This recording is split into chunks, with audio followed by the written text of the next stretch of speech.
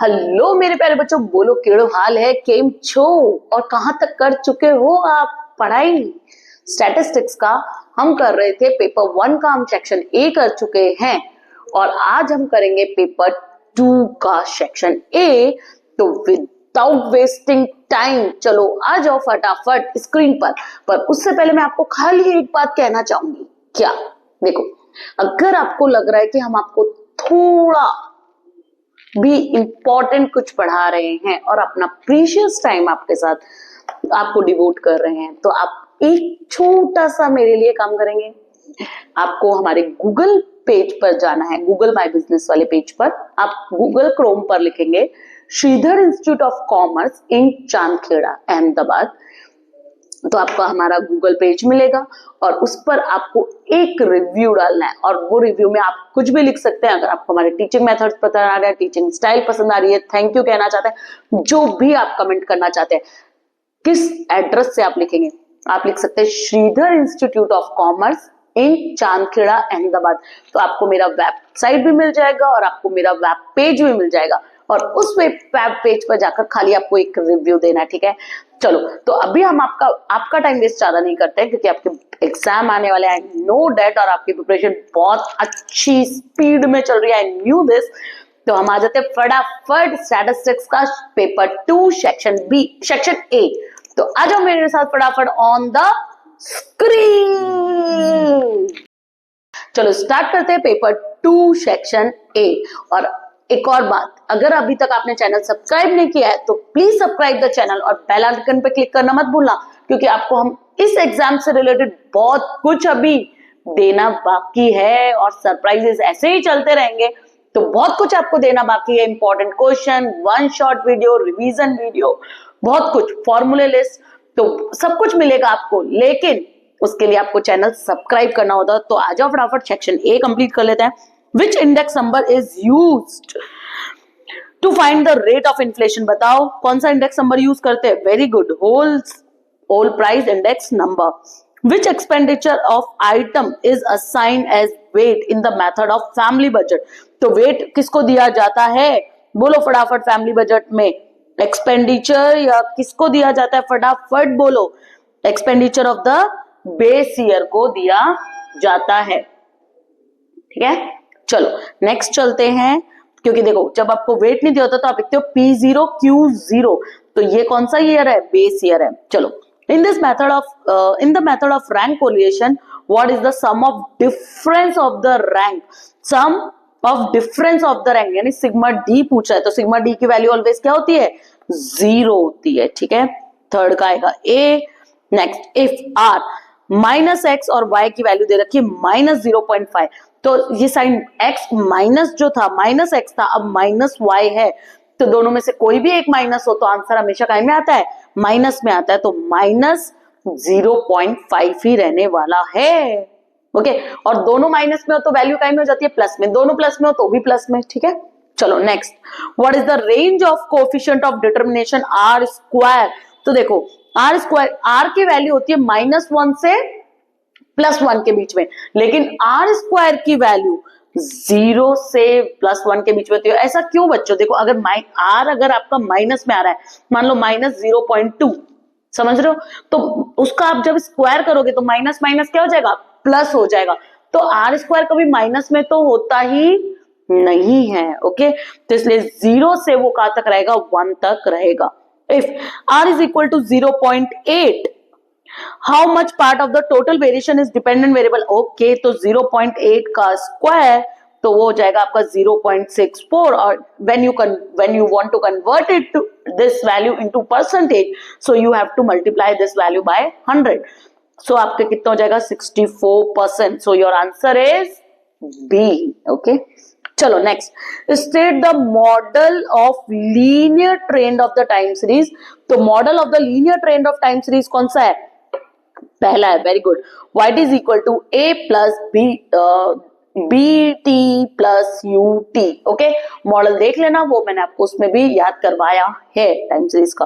Next, which of the following variation are due to cyclical component, तो cyclical component के कारण बोलो कौन सा वेरिएशन होता है, तो decrease in the share price due to recession, yes, share market में जो होता है वो काय के कारण होता है, साइक्लिकल कंपोनेंट के कारण होता है। Next, what is the total number of sample point in a sample space formed by throwing 3, कितने पीस, कितने डाइज है, 3 डाइज है, 6 फेसेस डाइज, तो जो एक डाइज होता है उसके 6 फेस होते हैं और वो वैसे डाइज कितने हैं, 3, तो टोटल आउटकम कितना होता है, एक डाई में 6 आउटकम होते हैं और ऐसे कितने डाइज है, 3, तो 6 की पावर, तो आउटकम आगे लिखने का और पावर में वो कितने हैं वैसे नंबर, अगर जैसे कॉइन के लिए पूछता तो आउटकम कितने होते हैं, 2, और मान लो 3 कॉइन होते तो 2 की पावर 3, तो आउटकम कितने हैं, 6, और ऐसे कितने डाइज हैं, 3, ओके, तो 6 की power 3, D is your answer. If A union A dash is equal to U, यानी ए डैश और ए, जो ए डैश मतलब क्या होता है, ए में हो, है ना, ए के अलावा यू के सारे, ए डैश मतलब क्या होता है, आप ऐसे बोल सकते हो, ए डैश मतलब होता है ए के अलावा यू के सारे, तो ए नहीं होना चाहिए उसमें, यानी ए डैश और ए, तो ए डैश और ए मिलकर क्या बना रहे हैं, यू बना रहे हैं, तो उस इवेंट को बोलेंगे कॉम्प्लीमेंट्री इवेंट, क्या बोलेंगे उसको, कॉम्प्लीमेंट्री इवेंट। चलो, mean and variance of a discrete probability distribution are 3 and 7 respectively, what is the E? Okay, mean and variance, तो मीन का आपका फॉर्मूला होता है mu is equal to, sorry एक मिनट रुको, मीन नहीं, वेरिएंस का फॉर्मूला होता है आपका, ओके, सो वेरिएंस का आपका फॉर्मूला होता है ई एक्स स्क्वायर माइनस ई एक्स का होल स्क्वायर, ये आपका वेरिएंस होता है, तो ई एक्स स्क्वायर हमको पूछा है ये वाला, तो ये तो ऐसे कैसे रख लेते हैं, ठीक है, सॉरी ये माइनस है, माइनस ई एक्स का होल स्क्वायर, तो वो आपको दे रखा है ई एक्स यानी मीन, ई एक्स अब यानी मीन आपको दे रखा है 3, तो 3 की पावर स्क्वायर, तो ये तो, और वेरिएंस कितना दे रखा है 7, तो मैं ऐसे लिख सकती हूँ 7 ई एक्स स्क्वायर माइनस 3 9, इधर फेंको इसको तो 9 प्लस में आ जाएगा, तो E x square is equal to 7 प्लस 9, तो 7 प्लस 9 कितना हो गया 16, so your answer is D, 11th का डी 16, ओके। चलो next, for which value of x the value of p x of a binomial distribution with a parameter n is equal to 4 and p is equal to 1/2, पहले मेरे को ये बताओ, अगर p 1/2 है तो q भी क्या होगा 1/2, क्योंकि 1 q की वो क्या हो जाएगा, q is equal to 1 minus p, तो q भी क्या आ जाएगा 1/2, ओके, तो p भी क्या है आपका 1/2, अब n कितने दे रखे 0, तो x क्या क्या हो सकता है हमारा 1 0 भी हो सकता है, 1 0 हो सकता है, 1 2 3 4 5, अब पूछा इन सब में सबसे बड़ा आंसर किसका होगा, बिकम मैक्सिमम, सबसे बड़ी वैल्यू किसकी होगी, px, सबसे बड़ा px प्रोबेबिलिटी किसका होगा जब मैं क्या x लूं, तो बच्चों ध्यान से देखना, अगर मैं लिखती हूँ 4, इसमें वो वाला फॉर्मूला लगाना पड़ेगा, देखो मैं यहां लिखती हूँ NCX p की पावर x और q की पावर n माइनस x, ये लगाना पड़ेगा, तो पहला x मैं ले लेती हूँ, पहले x की जगह ले लेती हूँ मैं 1, तो 1c नहीं, n तो 4 है ना, 4c x की जगह 1 लेना है, तो x की जगह 1 ले लो, तो आपका p कितना है 0.5, x यानी 1 और q 0.5, n है 4 माइनस 1, तो यह आ जाएगा 3, ठीक है, तो ये तो आप कोई बात नहीं मत देखो, 4c1 कितना होता है 1 होता है, ठीक है, 4c5 तो है ही नहीं 4 ही है, 4c4 कितना होता है, ये भी 1 होता है, 4c ये नहीं 4c1 आपका 4 होता है, सॉरी 4c1 कितना होता है आपका 4 होता है, 4c4 1 होता है, तो आपका देखो 3 में भी NCR याद आया 11th का है, तो लिखते हैं n factorial upon n minus r factorial और r फैक्टोरियल, ऐसे सॉल्व करते हो आप इसको, ठीक है, तो इसमें अगर r माइनस 1 हो तो भी यही आएगा, ठीक है, तो इसका भी क्या आएगा 1 आएगा, लेकिन 2 की वैल्यू क्या आएगी, तो 2 की वैल्यू रखते हैं यहाँ पे, देखो 2 की वैल्यू रखो, तो 4C2 का निकालो। 4C2 का आई थिंक 10 आना चाहिए, 6 आना चाहिए आई थिंक। करो 4 factorial upon 4 minus 2 is 2 factorial और 2 फैक्टोरियल। तो 2 फैक्टोरियल 2 2 4 और देखो ऊपर कितना गया 4 इंटू 3 इंटू 2 फैक्टोरियल कर सकते हो। नीचे कितना है 2 फैक्टोरियल और 2 फैक्टोरियल, तो 2 फैक्टोरियल से 2 फैक्टोरियल चला गया, नीचे 2 बच गया। 2 1 जा 2, 2 2 जा 4, 3 2 जा 6 आएगा, मैंने बोला ना। तो कितना आएगा 6। तो सबसे ज्यादा वैल्यू किसकी होगी जब x की वैल्यू क्या हो 2 हो। समझ रहे ना? आप बोलो नहीं मैम दूसरा भी सॉल्व करके दिखाओ, तो दूसरा भी सॉल्व करके दिखाओ। देखो कहाँ करते हैं, यहाँ करते हैं। रुको, एक तो मैंने यहाँ क्वेश्चन लिख रखा है, यहाँ करते हैं। चलो यानी 4C3 वाला सॉल्व करो। तो देखो आई थिंक 4 आना चाहिए, फटाफट सॉल्व करते हैं। तो ऊपर आ जाएगा 4 फैक्टोरियल, 4 इंटू 3 फैक्टोरियल कर दूं, और नीचे आ जाएगा 3 फैक्टोरियल और n माइनस आर यानी 1 फैक्टोरियल। तो 3 फैक्टोरियल 3 फैक्टोरियल तो कितना आया 4 आया। 4C1 सॉल्व करो तो ऊपर आ जाएगा 4 फैक्टोरियल और नीचे तो 1 फैक्टोरियल। तो 4 फैक्टोरियल इज और n माइनस आर यानी 3 फैक्टोरियल। तो 4 इंटू 3, तो वापस इसको इंटू 3 फैक्टोरियल करो, तो 3 फैक्टोरियल से 3 फैक्टोरियल चलेगा, तो यहाँ पे भी कितना आया 4 आया। तो समझ रहे हो मेरी बात? तो 0 लोगे तो 1 आएगा, है ना। 4C0 लोगे तो 4C0 लोगे तो वो 1 आएगा। तो सबसे ज्यादा वैल्यू कब आएगी जब आप x की वैल्यू क्या लेते हो 2 लेते हो। ठीक है, तो पूरा पूरा सॉल्व करने की जरूरत नहीं है। पूरा पूरा सॉल्व करोगे तो 1 मार्क्स में कितने घंटे लगाओगे? ठीक है, तो पीछे वाला सॉल्व करने की जरूरत नहीं थी। फॉर्मूले में ये इतना पार्ट सॉल्व करने की जरूरत नहीं है, आप खाली इतना पार्ट सॉल्व करके देख लो कि सबसे ज्यादा कब आएगा। अगर n 4 हो तो एक बार 0 ले लो, 1 ले लो, 2 ले लो, 3 ले लो और 4 ले लो। तो आपको 3-4 टर्म तो पता ही है, तो 2 लेंगे तो 6 वैल्यू आ जाएगी। ठीक है, चलो what is the value of sigma px for the probability distribution px for a discrete random variable. तो सिग्मा px की वैल्यू क्या होती है? तो टोटल यानी px क्या होता है x यानी ये, px यानी ये, देखो मैं आपको बताती हूँ, ये हटा देती हूँ, ये तो ये यानी ये कितने हैं आपका, ये टोटल इवेंट्स है जो जो हो सकते हैं, जो जो आउटकम्स आ सकते हैं, और ये उन आउटकम्स की प्रोबेबिलिटी। तो इस कॉलम का टोटल कितना आएगा 1 ही आएगा ना, ऑफ कोर्स। तो टोटल प्रोबेबिलिटी कितनी होती है 1। तो your answer is B. In the normal distribution, usually what percentage of observation are included in the limit mu plus minus standard deviation? तो that is 68.26%। ये आपके प्रॉपर्टीज में दे रखे हैं, वो आपको ऐसे कैसे लर्न करने पड़ेंगे। ठीक है, चलो next. Mean and the first quartile of a normal distribution are, mean दे रखा है, फर्स्ट क्वार्टाइल दे रखा है, are 110 and 30 respectively. Third quartile निकालना है, तो म्यू का फॉर्मूला होता है Q3 plus Q1 divided by 2 normal distribution में। तो आपका Q3 आपको दे रखा है क्या? नहीं दे रखा। मीन दे रखा है, पर मीन है आपका 110, Q3 नहीं दे रखा, Q1 है आपका फर्स्ट क्वार्टाइल इज 30। तो 30 डिवाइडेड बाय 2, 2 को इधर फेंको तो आपका हो जाएगा 220 और 30 माइनस कर दो इसमें से, तो आ जाएगा आपका Q3। तो आपका बच गया 190। तो योर आंसर इज सी 190।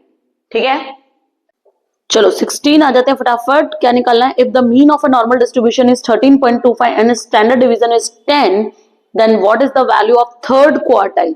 तो नॉर्मल डिस्ट्रीब्यूशन में थर्ड क्वार्टाइल का फॉर्मूला है, लिखो Q3 इज इक्वल टू, यहां लिख पा, रुको मैं ये एक बार थोड़ा डिलीट करूं पहले वाला, लिखवाती हूँ। अब लिखो Q3 इज इक्वल टू, लिखो Q3 is equal to mu plus 0.675 standard division. ठीक है, तो Q3 पूछा है आपसे, तो म्यू यानी मीन, मीन आपको कितना दे रखा है? मीन आगे वाली वैल्यू है, यानी 13.25 plus 0.675 standard division. Standard division कितना है आपका 10। तो जब आप ये इनटू करेंगे तो आपकी वैल्यू आ जाएगी प्लस 6.75। तो इन दोनों को प्लस करेंगे तो आपकी वैल्यू आ जाएगी 20। So D is your answer. Okay, ले लो स्क्रीनशॉट, आपको सॉर्ट आउट करना ही आएगा। दे रखा है प्रॉपर्टीज में, देखना ये Q3 का फॉर्मूला दे रखा है म्यू प्लस 0.675 स्टैंडर्ड डिवीजन। ठीक है, नॉर्मल डिस्ट्रीब्यूशन की प्रॉपर्टीज में देखना। चलो 17। अब 17 क्वेश्चन को देख के सभी डर जाएंगे कि ये पूछा क्या है, क्या लिखा है। ध्यान से देखो 17 क्वेश्चन, समझ में नहीं आ रहा क्या पूछा है, याद आया आपको? ये नेबरहुड का है, पंचर्ड वाला, ठीक है। तो पंचर्ड वाले नेबरहुड को जब आप नेबरहुड पे आते हो तो हमको डायरेक्ट सिखा दिया नेबरहुड एन, आप नेबरहुड फॉर्म कैसे लिखते हो, एन ब्रैकेट में ए और डेल्टा ऐसे लिखते हो, ठीक है। लेकिन ये आई कैसे, आपको सीधे लास्ट रिजल्ट सिखा दिया आई कैसे, तो आती कैसे है ये जो ए और डेल्टा है वो आती कैसे है, तो पंचर्ड में देखना, पंचर्ड उसका कुछ ऐसा डेफिनेशन होगा आपका, आप देखोगे ना तो आपका आएगा पंचर्ड डेल्टा नेबरहुड ऑफ ए, उसमें आप देखोगे ना तो कुछ ऐसा होता है उसका, देखो मैं लिख के बताती हूँ आपको यहाँ पे, रुको ये वाला ले लिया आपने स्क्रीनशॉट, चलो मैं इसके बाद लिख के बताती हूँ आपको, ये अपन थोड़ा मिटा देते हैं, ध्यान से देखना ये वाला, देखो आप दोस्तों को समझाना और बताना कि आपने कहां से सीखा, रितु मैम से सीखा, इतना ये आधे लोग टीचर्स को भी समझ में नहीं आएगा ये कहां से आया। चलो तो पंचर जो डेल्टा नेबरहुड ऑफ ए है वो कुछ ऐसा होता है, एन इंटू का साइन होता है, फिर ए और डेल्टा, तो जब आप उसको एक्सपांड करते हो खोलते हो तो आप ऐसे लिख सकते हो एन ब्रैकेट ए डेल्टा माइनस फिर ए, ठीक है। तो देखो ऐसे कैसे लिखा हुआ है, 5 और 2 है मेरा ये, तो ये 5 और 2 है, तो ये आगे ए लिखना है, तो कौन सा आंसर होगा आपका, बी आंसर होगा, एन ए डेल्टा माइनस इस ब्रैकेट में ए, ठीक है। पंचर्ड डेल्टा नेबरहुड ऑफ ए, उसकी थ्योरी पढ़ना जो नॉन नेगेटिव रियल नंबर होता है, तो if A belongs to R is a non negative real number then, फिर ये लिखा हुआ है और उसको एक्सपांड करके कैसे लिख सकते हैं, ऐसे लिख सकते हैं, तो वो आपको एक्सपांशन पूछा है उसका, ठीक है। तो आधे लोगों को तो क्वेश्चन ही समझ में नहीं आता कि पूछा क्या है, ओके, इसलिए बोल रही हूं कि सेक्शन ए देखना भी जरूरी है, आपको पूरा पूरा देखोगे ना तो जो मैं आपको समझाती हूँ ना वो आपको एग्जाम में याद आएगा, अच्छा हाँ मैम ने ये बताया था। चलो आगे चलते हैं, कई लोग सीरियसली नहीं लेते मेरी बातों को। What is the value of limit x, कुछ भी माना हो, अब यहाँ पे एक्स तो दे ही नहीं रखा, तो 18 ही बच गया, तो कांस्टेंट नंबर है तो आंसर क्या रहेगा 18, एक्स है ही नहीं, एक्स होता तो उसकी जगह में -2 या 2 जो भी दे रखा है वो रख देती, ठीक है। Next, what is the derivative of, यानी एफ डैश एक्स निकालना है आपको, ठीक है। एफ एक्स का डेरिवेटिव क्या होता है, एफ डैश एक्स, और y इज इक्वल टू लिखा होता है dy अपॉन dx। तो देखो अब ध्यान से देखना, जब डिवाइड में होता है तो ऊपर जाकर काय में बन जाता है, माइनस में बन जाता है, तो मैं ऐसे लिख सकती हूँ 4x की पावर, नहीं सॉरी 4 माइनस में चला जाएगा ना ये, 4 माइनस एक्स की पावर माइनस में चली जाएगी, 4x, ऐसे करो एक काम करो पावर माइनस में कर दो, 4x माइनस 2, ठीक है, ऐसे हो जाएगा, ऊपर जाता है तो पावर काय में हो जाती है, माइनस में हो जाती है।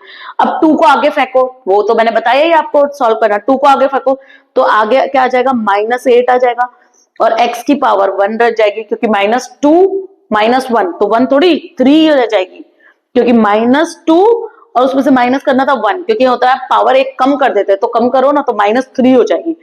अब ये माइनस, ये पावर भी माइनस में, क्योंकि ये दोनों माइनस में, तो ये पावर माइनस में, अब कभी भी पावर माइनस में नहीं होनी चाहिए, अगर पावर माइनस में नहीं होनी चाहिए तो इसको कहां ले जाएंगे, डिवाइड में, तो आंसर हो जाएगा -8x की पावर 3। तो देखो है क्या मेरे पास ऐसा आंसर, ये रहा, अंडरस्टूड। कभी भी पावर माइनस में नहीं आती। 3 कैसे आया, -2 -1, क्योंकि x की पावर देखो, क्योंकि x की पावर जब n होता है ना तो हम n आगे लाते हैं, n x की पावर n-1, ठीक है। तो n की जगह क्या है मेरा, -2 है, तो n आगे आ गया तो -2 आगे आ गया, यहाँ पे 4 पहले से था, तो 4 इंटू -2 और x की पावर -2 -1, तो -3 हो जाएगा, तो 4 -8 x की पावर -3। अब पावर कभी भी माइनस में नहीं रहती तो उसको कहां फेंक देंगे, नीचे, समझ में आया। पहले भी तो आप माइनस ऊपर लेके गए थे, तो एक बार डेरिवेटिव करने के लिए जो डिवाइड में होता है उसको आप कहां ले जाते हो, ऊपर ले जाते हो, ठीक है। इसमें कोई डिवाइड का रूल लगाने की जरूरत नहीं, सीधे ध्यान रखना। चलो last question, the value of x obtained by solving the equation dy upon dx is equal to 0 are called, बताओ स्टेशनरी वैल्यू, वेरी गुड, ठीक है। तो लर्न कर लेना, और ये वाला खासकर इंपॉर्टेंट है, ये वाला इंपॉर्टेंट है, ठीक है, ये कुछ क्वेश्चन जो मैं साथ के साथ इंपॉर्टेंट बता रही हूँ वो जरूर मार्क कर लेना, और भी आपको कोई डाउट हो तो पूछ लेना। ठीक है, if you want to take a क्लिक सॉल्यूशन का तो आप ले लीजिए। ठीक है, ले लो जहां तक आपको क्लिक चाहिए। दूसरी बात बच्चों, एक और चीज बोल रही हूँ, पूरा पूरा वीडियो देखो, मैं आपको एक्सप्लेन भी करा रही हूँ। अगर मैं आपको इतना प्रीशियस टाइम दे रही हूँ अपना, तो डेफिनेटली कुछ तो वैल्यू होगी, है ना? क्यों मैं ऐसा कर रही हूँ, समझ में आ रहा है? और please share with others also. 2 slogan पे हम काम कर रहे हैं, अब की बार 90 पार, सबका साथ सबका विकास। तो अगर आप मेरे साथ रेगुलर पढ़ेंगे तो 90 पार तो हो ही जाएंगे, पर सबका साथ सबका विकास वो भी बहुत जरूरी है। तो please share with others also. उनको भी नहीं पता चल रहा कि आंसर ए क्यों लिखा है, तो वही तो समझाने में बैठी हूं आपको। ठीक है, तो डायरेक्ट पीडीएफ डाउनलोड मत करो कहीं से, कहीं से मतलब मैं भी डालूंगी आपको आंसर, पीडीएफ आंसर दूंगी सेक्शन बी का, ए के आंसर सीधे लिखे हुए, लेकिन एक्सप्लेनेशन देखो, आपको रीजन समझ में आएगा, जो आपको कोई नहीं सिखा रहा है, स्कूल में भी नहीं सिखा। और जो आपके दोस्त हैं उनको, और अभी तक आपने चैनल सब्सक्राइब नहीं किया, तो बच्चों आप बहुत कुछ खो रहे हो, समझ में आ गया? क्योंकि हम रोज बहुत सारे वीडियो डाल रहे हैं एक्सक्यूज मी, और आप बहुत कुछ मिस आउट कर जाओगे। ठीक है, तो फटाफट चैनल को सब्सक्राइब करो और बेल आइकन पे क्लिक कर मत भूलना।